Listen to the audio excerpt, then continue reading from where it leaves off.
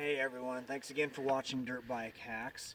I've got my lovely assistant, my daughter Taylor, here to help me out, and I thought since we were already dressed up that we'd go over how to check your oil. Again, most of these videos are for beginners or those who aren't experienced with this, but it's a pretty easy process.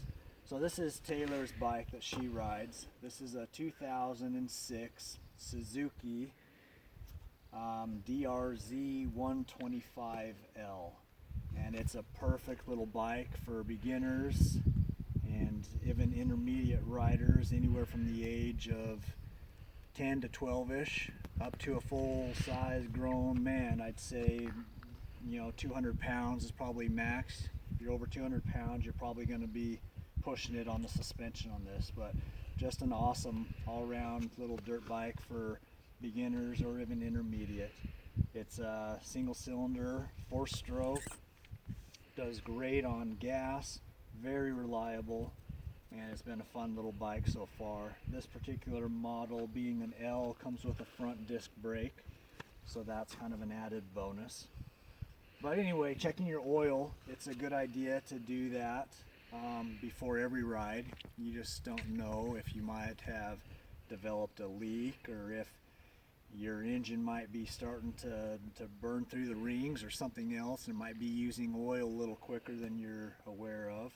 So a lot of times, some bikes you'll have, usually the older ones, so here's where you put your oil in. A lot of times you'll have a little dipstick on that.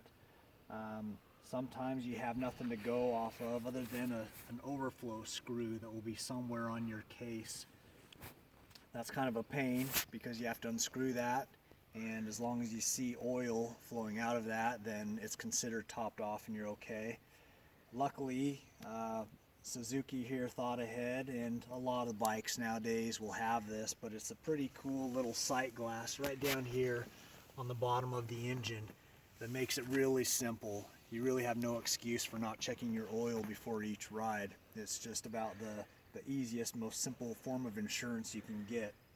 So to do this, the bike needs to be standing up properly. So you may need a helper to assist with this.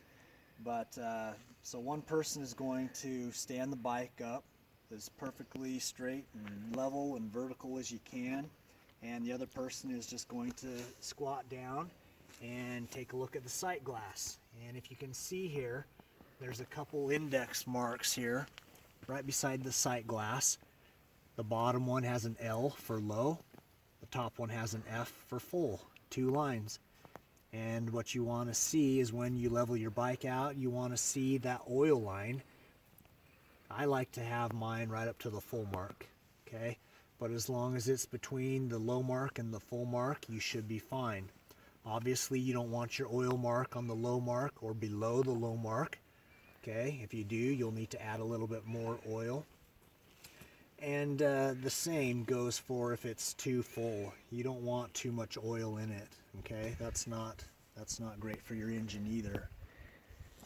Obviously, as you most know, all engines come with some sort of lubrication to help all the moving parts function properly and to increase the life of all the components inside the engine. So you've got to have adequate oil, and you've got to have good, clean, quality oil as well.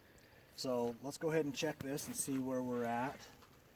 Taylor, I'm going to tip this bike up as straight as I can, and why don't you kneel down there and check out where the oil level is.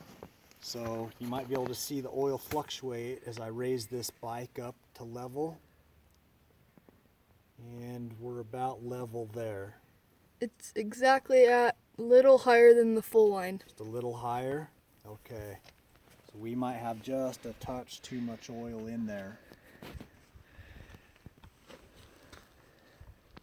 Okay, but you can see there, it's really simple, real easy to do. Hopefully the bike you have has a sight glass on it like that. It doesn't get any easier. So try to get in the habit of doing that before each ride, and your machine will last you a long, long time. Thanks for watching. Please subscribe and watch the next video. Thanks again.